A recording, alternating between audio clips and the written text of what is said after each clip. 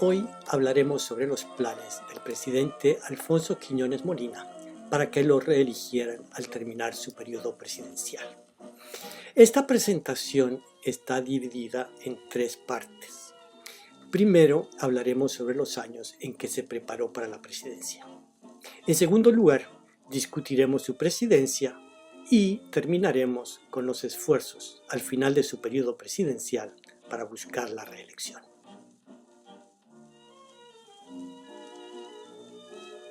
Hablemos ahora sobre sus primeros pasos como profesional. Aquí les presento una línea de tiempo con los hitos más importantes en la carrera del doctor Quiñones antes de ser elegido presidente. Él nació en 1873 en Suchitoto. Esto es relevante porque también venían de Suchitoto varios de los hombres más prominentes de la época y realmente sus principales rivales, incluyendo al doctor Tomás García Palomo y a Miguel Tomás Molina. Ambos fueron candidatos a su tiempo en contra del doctor Quiñones en elecciones presidenciales. Quiñones se graduó de médico en 1898 y comenzó su trayectoria profesional en el Hospital Rosales. Entre otras cosas, dirigió el manicomio y tuvo actividades de tipo médico, incluyendo un consultorio privado. Durante este periodo, cuando era un profesional joven, se casó con Leonor Meléndez en 1905. Ella tenía dos hermanos, Carlos y Jorge Meléndez, y ambos llegaron a ser presidentes de El Salvador. O sea que este matrimonio fue realmente determinante para su futuro. Desde joven, el doctor Quiñones empezó a abrir sus horizontes, asistiendo a congresos, primero en otros países de Centroamérica y luego en Europa, donde pasó algún tiempo. Esto le dio una perspectiva bastante cosmopolita, diría yo. Para 1910 aumentó su interés en la política. Este era un tema en el que siempre había estado interesado. Su cuñado Carlos Meléndez ya tenía bastante trayectoria política desde finales del siglo XIX. O sea que había ejemplos en la familia. Además, su suegra era hija de un expresidente de Nicaragua. O sea que la temática de la política y del poder sobre todo eran temas importantes para la familia Meléndez, en la que él había entrado. Es así como llegó alcalde municipal de la ciudad de San Salvador. Este es el edificio del Palacio Municipal de la época, que luego se incendió en 1919. Pero cuando él fue alcalde habrá trabajado en este edificio. Cuando Manuel Enrique Araujo llegó a la presidencia, la carrera política de doctor Quiñones tomó una nueva trayectoria. Araujo empezó su presidencia en 1911 y Quiñones entonces empezó a asumir cargos cada vez más importantes en la administración de Araujo, llegando a subsecretario. Pero en 1913, a principios de 1913, en febrero, fue asesinado el presidente Araujo. Él estuvo agonizando varios días. Los miembros de la cúpula del poder se dieron cuenta de que tenían que dar pasos para asegurar la sucesión. Por motivos que se desconocen, el vicepresidente Onofre Durán, al que le tocaba suceder a Araujo, se apartó de la contienda. Entonces hubo una reunión de ministros y subsecretarios en los que se acordó que Carlos Meléndez, que era el primer designado, iba a ser el sucesor de Araujo. Vean este documento que firmaron los ministros y subsecretarios en esa reunión. Uno de los firmantes es el doctor Quiñones, que era subsecretario en ese momento. Entonces, esto quiere decir que Carlos Meléndez le debía un gran favor a su cuñado, el doctor Quiñones. Eso creo yo que es una de las claves del ascenso rápido del doctor. El hecho es que en un momento crucial, él fue uno de los firmantes del documento que llevó a la presidencia a Carlos Meléndez. Ya presidente, Meléndez, durante los años en que estaba terminando el periodo de Araujo, nombró a Quiñones ministro de Guerra, Marina y Fomento. Esta es una foto del presidente Meléndez y su ministro de Guerra, Quiñones, inspeccionando instalaciones militares. No hay duda de que el ambicioso médico estaba ascendiendo rápidamente. Meléndez terminó el periodo de Araujo, pero luego quería ser elegido por derecho propio y tuvo que dar los pasos necesarios. Según la Constitución, alguien que estuviera ejerciendo la presidencia no podía ser candidato presidencial. Esa era una de las medidas constitucionales para ponerle obstáculos a la reelección. Entonces Carlos Meléndez se retiró de la presidencia y depositó el poder nada más ni nada menos que en el doctor Quiñones. Esto lo llevó a la primera presidencia que tuvo en carácter provisional. Estuvo 6 meses de presidente provisional. Esta es una foto de la toma de posesión de Meléndez, inmediatamente después de su elección. En este periodo, Quiñones quedó de vicepresidente y era hombre prominente en la administración de Carlos Meléndez. Una de sus actividades importantes en estos años fue asistir en 1915 a la Conferencia Financiera Panamericana en Washington. Estas eran unas conferencias que organizaba el gobierno de Estados Unidos para que los países de Latinoamérica armonizaran sus políticas financieras y económicas y que tuvieran el mismo patrón monetario, por ejemplo, el patrón oro puro. Y también que adoptaran medidas fiscales y comerciales sanas. Este fue un viaje muy importante para el doctor Quiñones, porque se relacionó con los personajes más importantes del mundo financiero latinoamericano y de Estados Unidos. Y además aprendió mucho. De hecho, el informe que él escribió con don José Esperanza Suay después de esta reunión realmente estableció los parámetros para el futuro financiero de El Salvador en la década siguiente. Entonces, este es un periodo de aprendizaje para Quiñones Molina. En 1918 ya estaba para terminar el periodo de Carlos Meléndez. Entonces, el doctor Quiñones se declaró candidato presidencial. Él iba a ser el candidato oficial. La familia lo apoyaba. Y fue una campaña muy dura en contra de su contrincante, que era el doctor Tomás García Palomo. Estaba avanzando la campaña presidencial cuando en diciembre Carlos Meléndez se enfermó de gravedad y tuvo que dejar la presidencia. Es en este momento que el doctor Quiñones, que era vicepresidente, tiene que asumir el mando y vuelve a ser presidente provisional. Esta vez por 3 meses. Pero esto también significó que tuvo que abandonar la candidatura, por lo que decía la Constitución que un presidente en funciones no podía ser candidato. Esta foto que les muestro es de una página de una revista de la época en que se anuncian los cambios debido a la enfermedad de Carlos Meléndez. Les voy a leer un par de secciones. Aquí, debajo de la foto de Carlos Meléndez, está su comunicado al pueblo en el que dice que no es sino con profunda pena que me retiro del puesto que la ley y el deber me habían señalado. A esto va a contestar el doctor Quiñones con otro mensaje en el que dice que vuelvo a encontrarme a la cabeza del Estado. Con esto se refiere, por supuesto, al hecho de que ya había sido presidente provisional. Pero luego continúa. Por circunstancias independientes de mi voluntad, yo os ruego que os dignéis depositar una vez más vuestra confianza en mi persona. Entonces subraya que él ya ha sido presidente y que vuelve al cargo. La verdad es que al leer esto percibo la satisfacción que le da sentirse presidente. Lo importante para nuestra historia es que debido a esta situación en la que tuvo que regresar a la presidencia, ya no pudo ser candidato.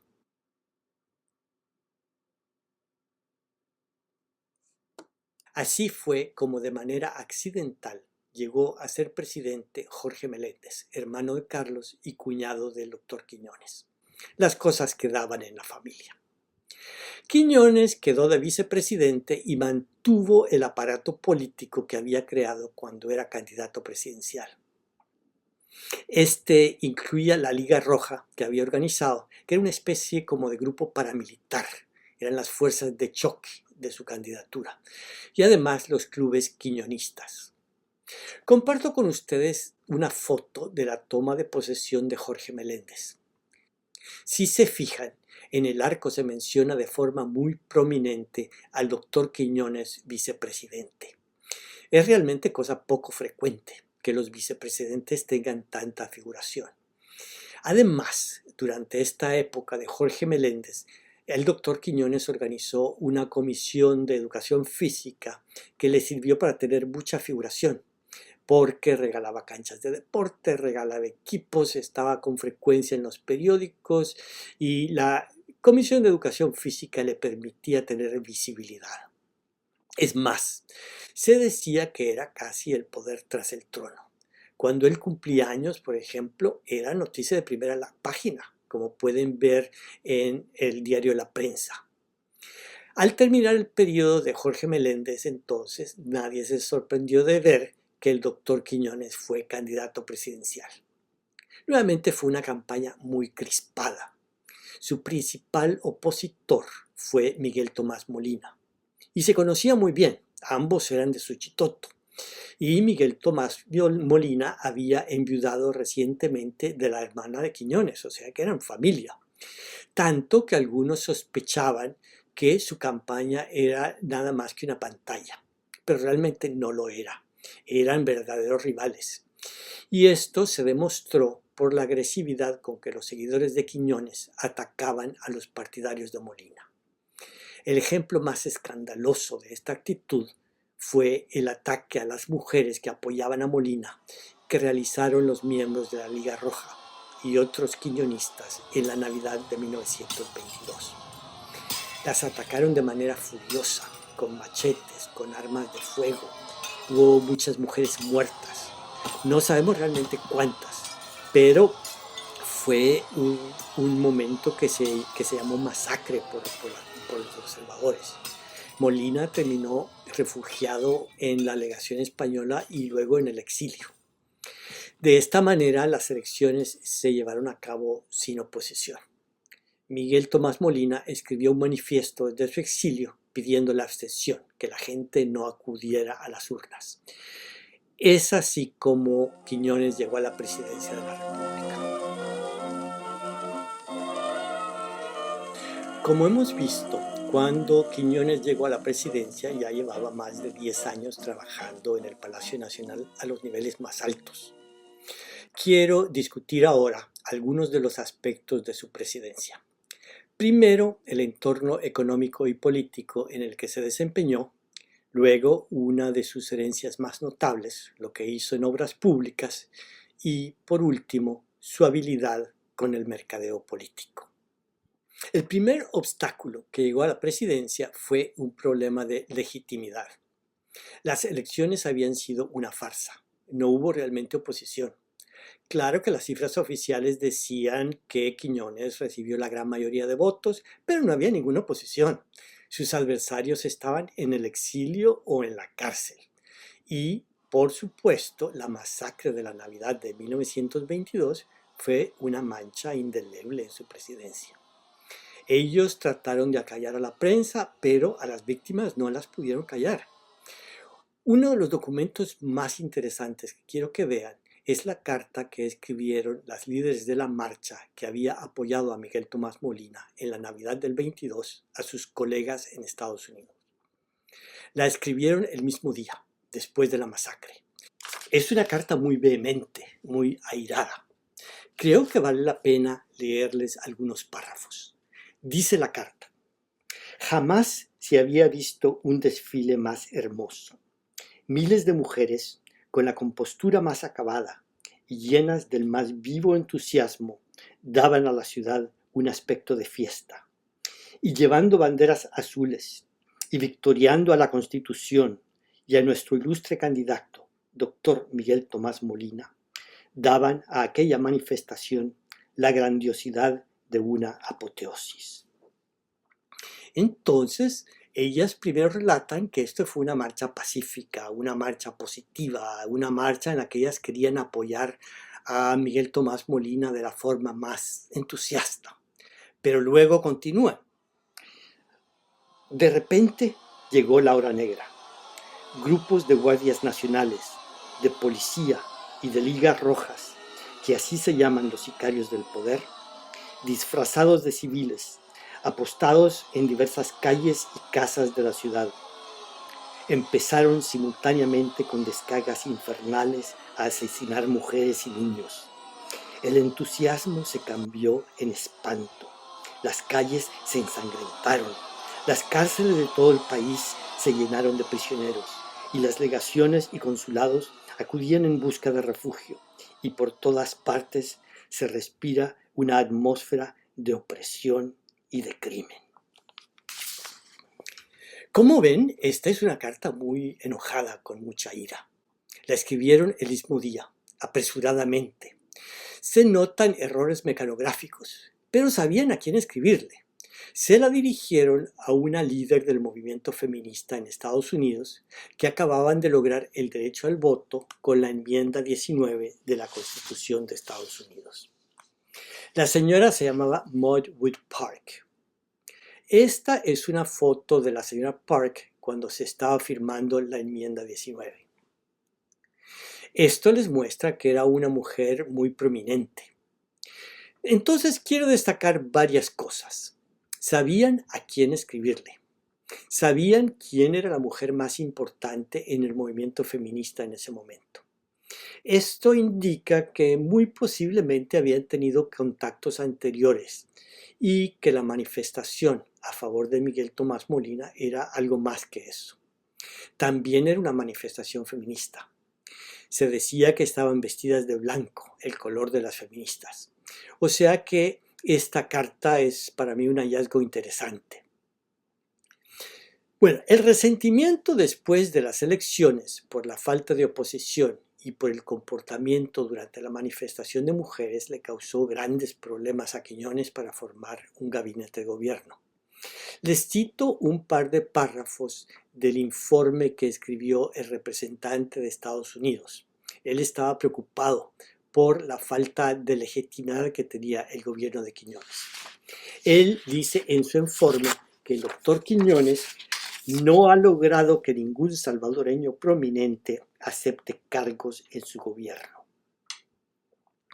Y más adelante él expresa el problema que tiene en invitar al mismo tiempo a representantes del gobierno con líderes de la sociedad, porque los líderes del casino, los líderes económicos y de la sociedad y del país estaban escandalizados con el comportamiento del gobierno el día de la Navidad.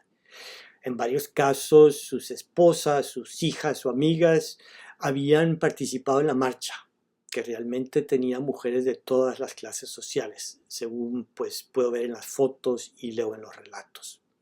En su informe, el representante de Estados Unidos escribía además: Miguel Dueñas dice que no está listo para olvidar las muertes del día de Navidad y no puede relacionarse con los responsables. Entonces, durante los primeros meses de su administración, el presidente Quiñones realmente tuvo mucho problema para que le dieran una buena acogida. El informe está fechado en octubre. Entonces, esto quiere decir que era un problema que no se disipó rápidamente. Ya había pasado casi un año desde los acontecimientos del 22. Por otro lado, tuvo muy buena fortuna en el entorno económico. La mejoría de la situación económica le permitió consolidarse en el poder. Fue realmente cosa de mucha suerte. En este cuadro pueden ver las cifras de precios de café en el mercado de Estados Unidos para estos años. En el recuadro rojo están las cifras entre 1920 y 1929, para darles un panorama un poquito más amplio. Si se fijan, en 1921 el precio bajó muchísimo con respecto al año anterior. Esta es la crisis que tuvo Jorge Meléndez durante toda su presidencia realmente. Los precios no se recuperan sino hasta 1923 y 24. Es decir, Cuando llega al poder el doctor Quiñones, empiezan a mejorar los precios del café y los precios siguen altos durante todo su periodo presidencial. Realmente siguen altos hasta 1929, el año de la Gran Depresión. Desde este punto de vista, el presidente Quiñones realmente fue muy afortunado. También, al comenzar su periodo, empezaron a entrar los fondos del empréstito. Les muestro un cuadro que viene del informe del ministro de Hacienda de la época. En el cuadro pueden ver que los ingresos recibidos en la segunda mitad del año 22 ya superan considerablemente los egresos por pago de préstamos. Esto quiere decir que la situación fiscal tan difícil que había tenido Jorge Meléndez durante toda su presidencia y que lo habían impulsado a firmar un empréstito realmente en condiciones muy onerosas, ya había cambiado. Ya los fondos empezaban a entrar y esto dio una gran oportunidad a Quiñones para llevar a cabo proyectos de construcción. El gasto público en obra física fue uno de los signos distintivos de su administración. Él comenzó en San Salvador y la prioridad fue la pavimentación y saneamiento de la capital. Este era un tema que se había discutido por varios años. En esta foto pueden ver la situación de las calles en San Salvador. Eran empedradas y cada vez que había una tormenta se formaban unos grandes charcos. Y como no había desagüe, estos charcos duraban por días y eran criaderos de mosquitos. Era un periodo de muchas enfermedades infecciosas en El Salvador. Además, el sistema de cloacas era anticuado y muy malo. Las calles eran hediondas. Se quejaba muchísimo la gente del problema de saneamiento de San Salvador. Y lo señalaban mucho los médicos de la Fundación Rockefeller que estaban dando asistencia con temas de sanidad. Entonces, la primera prioridad fue pavimentar San Salvador e instalar cloacas y un sistema de desagüe más eficiente. Les comparto aquí fotos de las obras públicas de esta época que eran innegables. La gente notaba inmediatamente el cambio que se había dado desde la administración de Jorge Meléndez. Ahora bien, aquí pueden ver en el pie de esta foto una indicación de quién tomó la foto. La compañía constructora que incluye a la compañía Hebert y a la compañía del contratista de René Kilauer. Esto es muy interesante porque estas dos compañías estaban realmente controladas por Minor Keith, que era el dueño de la United Fruit Company. Él era uno de los hombres más poderosos de Centroamérica. Además, era el dueño del ferrocarril que venía desde La Unión hasta San Salvador y había sido la persona más importante como intermediario en la negociación del empréstito con banqueros estadounidenses. Era el empréstito por el medio del cual estaban entrando los fondos para que Quiñones llevara a cabo las obras públicas. Cuando se firmaron los contratos del crédito, Minor Keith se aseguró de que el gobierno de El Salvador se comprometiera a llevar a cabo esas obras de saneamiento de San Salvador y que lo hiciera con las compañías que él controlaba. O sea, que una de las partes más importantes del proyecto de gobierno y de construcción de Quiñones realmente se las debía a condiciones impuestas por Minor Keith y a los fondos que él había conseguido en condiciones financieras que eran muy malas para El Salvador. Además, aparentemente hubo bastante corrupción en el proceso, que hubo muchos funcionarios que, de acuerdo con Keith, sacaron una buena tajada del contrato. Además de las inversiones de saneamiento y de cloacas, durante este periodo se hicieron construcciones de tipo escolar y proyectos, como estos kioscos de lectura. Esta fue, a decir verdad, una idea interesante, descentralizar las actividades de la Biblioteca Nacional y llevar la lectura allí donde estaban los lectores. Esta es también la época en que empezaron a construirse escuelas mejor edificadas, sólidas, resistentes a terremotos, protegidas de la lluvia. Estos edificios fueron una de las contribuciones más importantes del gobierno de Quiñones Molina. Pero su política educativa se concentraba en obra física más que entrenamiento de maestros o mejoras de tipo curricular o expansión del sistema. Su aporte se limitó a mejorar la infraestructura física de los establecimientos de enseñanza. Esta imagen de un desfile de la Escuela Normal de Maestros en el campo de Marte ayuda a ilustrar la idea de la educación que había en aquella época, algo muy jerárquico, muy militarizado. Si ven ustedes esta foto, es difícil distinguirla de una foto de una escuela militar, aunque sean maestros los que están desfilando. Esto nos recuerda que estamos en los años 20, años en que está creciendo el fascismo en Italia. Y este tipo de imágenes militaristas y con una visión muy autoritaria de la educación estaban de moda en aquella época. Eran ideas además con las que simpatizaba el doctor Quiñones. El presidente era muy hábil para hacer publicidad a estos logros indudables. Él era realmente muy buen organizador. No es solamente que contaba con los fondos para llevar a obras públicas, también tenía buena capacidad de ejecución. Todo el mundo que habla sobre su personalidad dice que era un hombre muy dinámico, un gran administrador. Pero a esto hay que añadir que sabía venderse muy bien. Vean la portada de uno de los libros que se publicaron en la época. Se llamaba la obra Gobierno del Dr. Quiñones Molina. Por supuesto, es una obra muy favorable al presidente. Él pagó a los escritores para que escribieran. El libro cuenta con muchísimas fotos y perfiles positivos del presidente, de todo su gabinete y de todo lo que hicieran los amigos de Quiñones. También publicó otro libro sobre la construcción de escuelas. Y además de mostrar los nuevos edificios escolares, destacaba el contraste con lo que había antes, para demostrarle al pueblo lo que había logrado durante su periodo presidencial. Y es el libro de donde saqué estas fotos. Es un libro bastante gordo, muestra una buena cantidad de escuelas. Esto indica que dedicaba buenas cantidades de dinero a promover su labor de construcción y la obra física que había logrado en el país. Pero quizás lo más innovador del esfuerzo propagandístico fue el uso de la radio. Él fue el primer presidente que transmitió sus mensajes presidenciales a través de la radio. En Costa Rica se publicó la noticia de la llegada de la señal de la estación radiofónica que estaba poniéndose en servicio en San Salvador. Esta es la página del periódico con la noticia.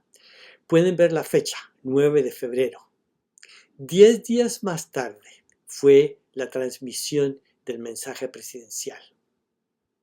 Esta estación de radio, que llegó a ser la Radio Nacional, se llamó inicialmente la emisora AQM, que son las iniciales del nombre del presidente de la República, Alfonso Quiñones Molina, lo que muestra una dificultad de distinguir entre lo que era del Estado y lo que era personal y de la familia Meléndez Quiñones.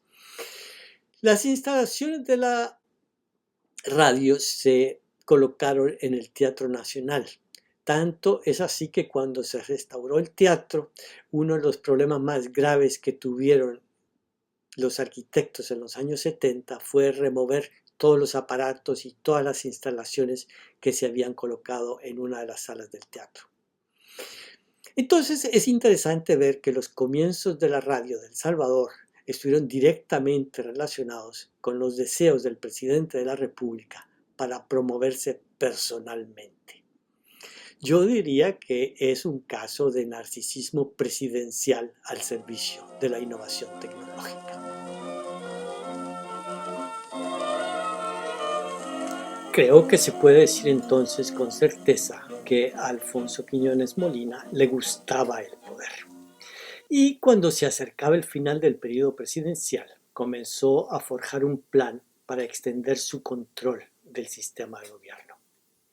El primer paso era deshacerse de la competencia. Y a finales de 1925, Rodolfo Schönenberg, que era el ministro de Gobernación y Fomento, y alguien que había estado al frente de los proyectos de inversión pública, lo que daba cierta popularidad, le preguntó si le parecería que él se presentara como candidato presidencial. Cuando Quiñones se dio cuenta de las ambiciones presidenciales de Schönenberg, lo despachó a España como representante diplomático. Aquí está una foto de Schönenberg el día de la presentación de credenciales ante el rey Alfonso XIII. Otro posible rival era Pío Romero Bosque, que era su vicepresidente. Y circulaban rumores en el casino y en otros lados que él era una buena persona para suceder a Quiñones Molina. Esto tampoco le gustó al señor presidente. Y sin más ni menos, en febrero se anunció que Romero Bosque iba a salir de viaje fuera del país por varios meses. Todo el mundo comprendió inmediatamente que Quiñones se quería deshacer de él, quería apartarlo de San Salvador para que no le hiciera sombra. En esta foto pueden ver a Pío Romero Bosque a la derecha y a la izquierda está Quiñones. Esto es una de las giras que hacían por el campo. Ya con sus dos posibles rivales fuera del país, comenzaron giras presidenciales que los informes de representantes de Estados Unidos reconocieron inmediatamente que tenían un perfil político claro de búsqueda de reelección.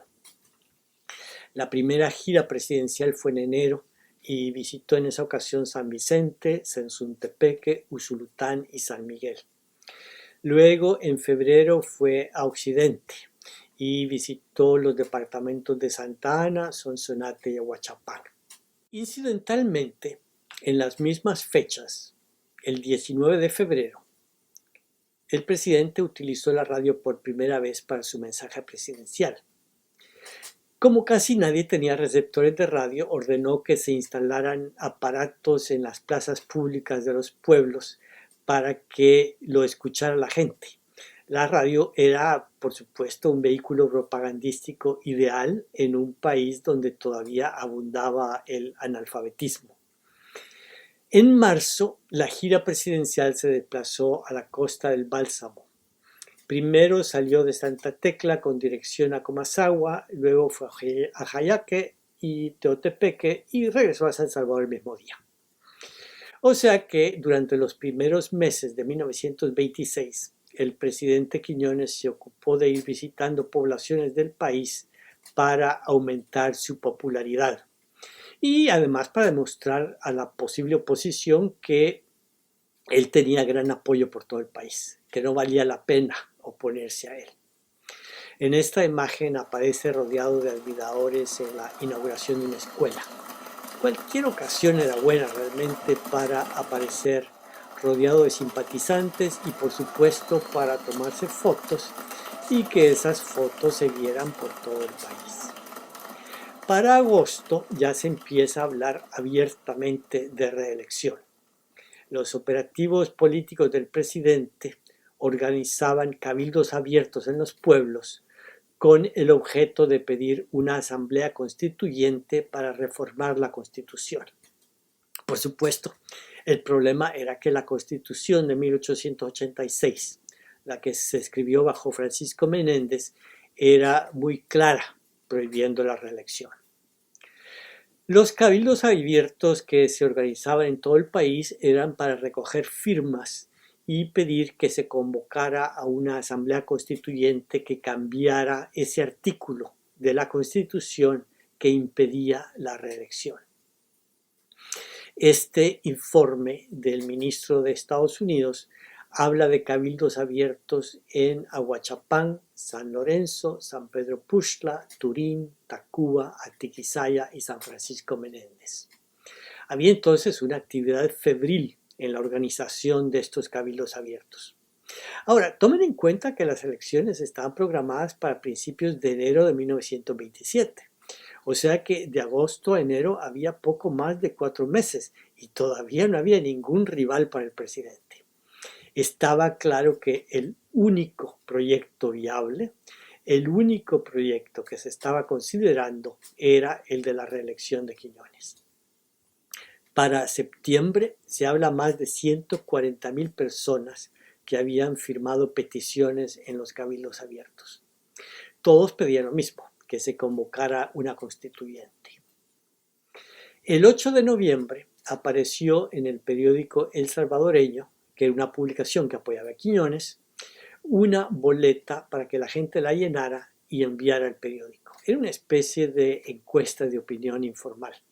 Algo similar a esas encuestas que se hacen en Twitter. La gente vota en Twitter y por supuesto estas encuestas no tienen ningún valor estadístico, no significan nada. Pero sí tiene un valor propagandístico porque luego permiten decir tantas y tantas personas quieren que el doctor Quiñones sea candidato. La pregunta que tenían que responder en esta boleta era: ¿conviene o no que el doctor Quiñones Molina continúe en el poder? Pues no podía ser más explícito. Además, la gente tenía que poner su nombre y quedaba muy bien con el presidente si escribían diciendo que querían que él continuara en el poder. Para el 22 de noviembre hubo un cabildo abierto impresionante en San Salvador con miles de asistentes. Estamos hablando de finales de noviembre y recuerden que las elecciones iban a ser el 10 de enero y no había otros candidatos. Lo único que se podía considerar era la reelección de Quiñones. Pero para esos días ya había regresado Pío Romero Bosque de su largo viaje. Luego, el 8 de diciembre, ocurrió algo que causó una gran sorpresa. Sin mayor noticia previa, se reunió una convención del Partido Democrático Nacional, que era el partido oficial, en la que se acordó que Pío Romero Bosque iba a ser el candidato del gobierno y el doctor Quiñones estuvo de acuerdo. Todo el mundo se quedó con la boca abierta. Desde ese momento quedó claro que Quiñones no se iba a reelegir. La convención de paso duró aproximadamente una hora, fue un procedimiento muy rápido. Como dije, la convención fue el 8 de diciembre. Semana y media más tarde, el presidente dio una cena a los comandantes departamentales. Aquí lo que está ocurriendo es que Quiñones aceptó que Pío Romero Bosques fuera el candidato a la presidencia, pero quería dejar claro que era él el que verdaderamente tenía las riendas del poder y que las quería mantener. Él pensaba que podía tener a Pío Romero Bosque un poco como marioneta.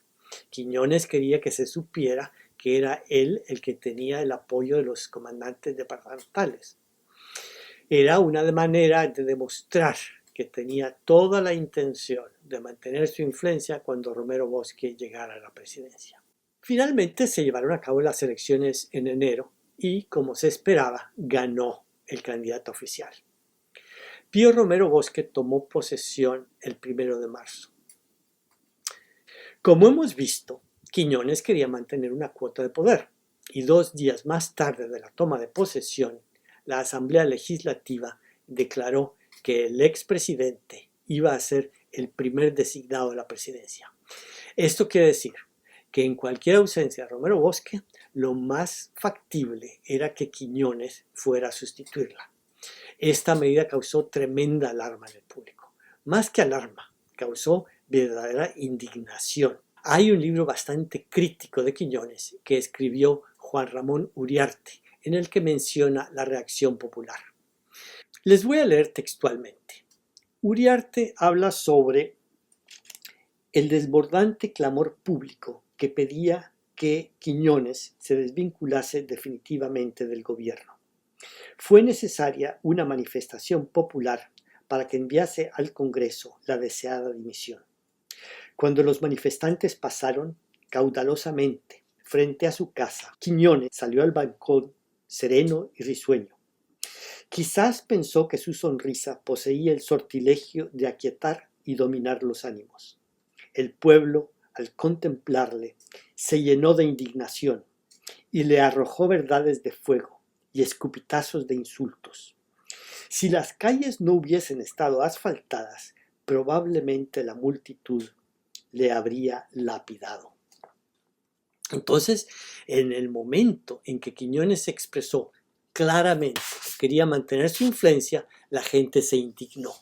Es más, cuando llegaron las fiestas de agosto, los estudiantes construyeron carrozas críticas a Quiñones.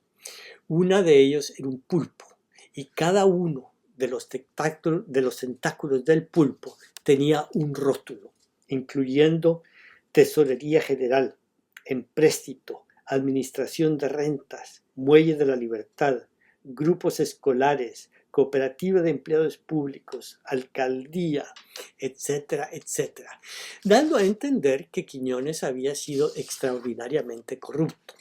Cada tentáculo representaba una oportunidad de corrupción. Entonces, Quiñones se dio cuenta de la fragilidad de una popularidad que se basaba realmente en la espera de favores. Una vez ya estuvo fuera del poder y ya no podía otorgar favores, su popularidad se disipó inmediatamente y tuvo que irse del país. Él se fue a París como exilado por un tiempo. Y además dejó el país sumamente endeudado.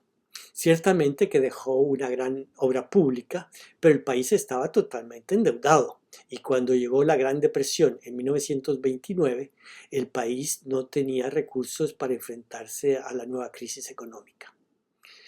Entonces, la pregunta que nos queda es por qué razón Quiñones abandonó el proyecto de reelegirse.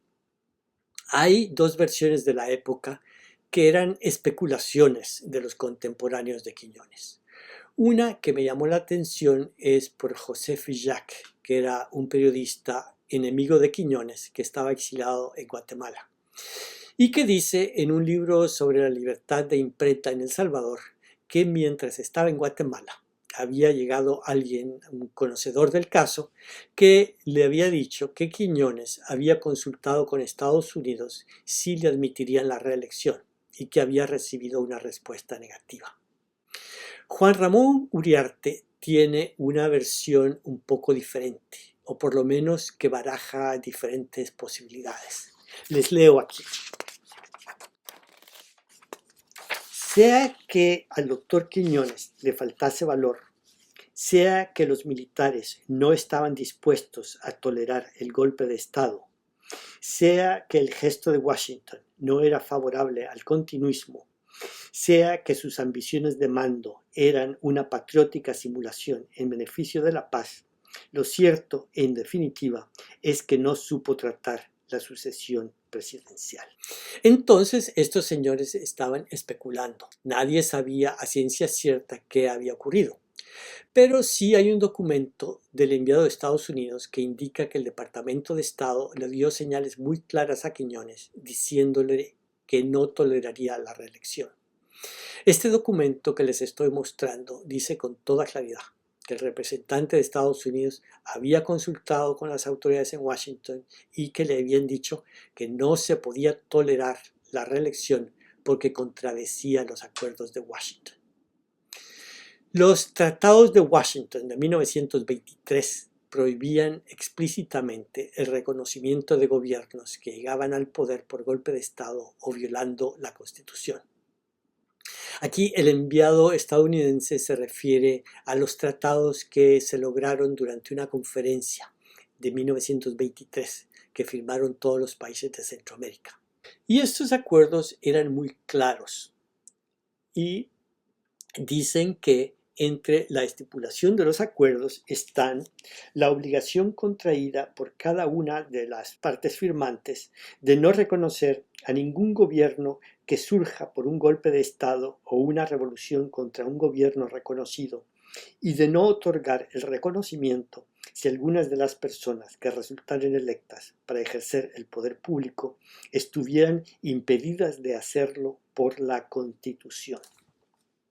Estaba muy claro entonces que no se podía reconocer un gobierno que llegara al poder contradiciendo la Carta Magna, y la reelección contradecía la Carta Magna. Es importante notar la fecha del documento, 6 de diciembre, 2 días antes de la convención del Partido Democrático, en la que se declaró la candidatura de Romero Bosque. O sea que este documento del representante de Estados Unidos es lo que motivó esta convención y este cambio de planes de Quiñones. De paso, el argumento sobre los tratados de 1923 es el mismo que se usó para no reconocer al gobierno de Maximiliano Hernández Martínez cuando llegó al poder por el golpe de Estado de 1931. Ahora, para terminar, quiero leer de una carta que escribió José Asensio Menéndez en 1940. Esta carta se publicó en 1941. José Asensio Menéndez era un militar, un político importante de la época, que era hijo de Francisco Menéndez, el presidente que patrocinó la Constitución de 1886, que prohibía terminantemente la reelección. Leeré partes de esta carta porque yo creo que es realmente importante. Él dice: hace 29 años, en 1910, siendo subteniente del Ejército de Alta en el Zapote, por haber declarado con otros compañeros nuestra pena por la campaña reeleccionista que ciertos elementos hacían por el entonces presidente general de división don Fernando Figueroa, fui trasladado de la guarnición de San Miguel a Jocoro. En 1910, entonces, en la época de Figueroa, él se opuso a la posibilidad de reelección de Figueroa, que era una de las cosas que se discutían. Y luego sigue. En 1918, siendo mayor de plaza en Santa Tecla, se habló de la reelección de don Carlos Meléndez. Manifesté a este mi decisión de retirarme del ejército. Nuevamente, en 1918, cuando se habló de reelección, él se retiró de los cargos que tenía. Luego, en 1926, se habló de la reelección del doctor don Alfonso Quiñones Molina. Mi conciencia de ciudadano me obligó a trabajar en contra. Otra vez, cuando se habló de la reelección de Quiñones Molina, él trabajó en contra y pagó un precio político por eso. Y finalmente, en 1938, se volvió a tratar de la reelección. También en esa ocasión demostré mi inconformidad y no pudiendo continuar en esas condiciones, hice dimisión del cargo de subsecretario de Guerra, Marina y Aviación que desempeñaba. Se refiere, por supuesto, al régimen de Maximiliano Hernández Martínez. Entonces tenemos aquí a alguien de la tradición liberal, descendiente directo de Francisco Menéndez, que sentía un vínculo a la Constitución de 1886, que antes de apoyar un proyecto reeleccionario, él renunciaba. Esto muestra que siempre ha habido personas dignas en la historia de El Salvador, que han estado dispuestas a sacrificar sus intereses personales para proteger la Constitución, para salvaguardar los principios que están plasmados en la Carta Magna. Bueno, hemos cubierto bastante territorio y vamos a terminar aquí, y si tienen algunas preguntas, con gusto las responderé. Muchísimas gracias por su atención.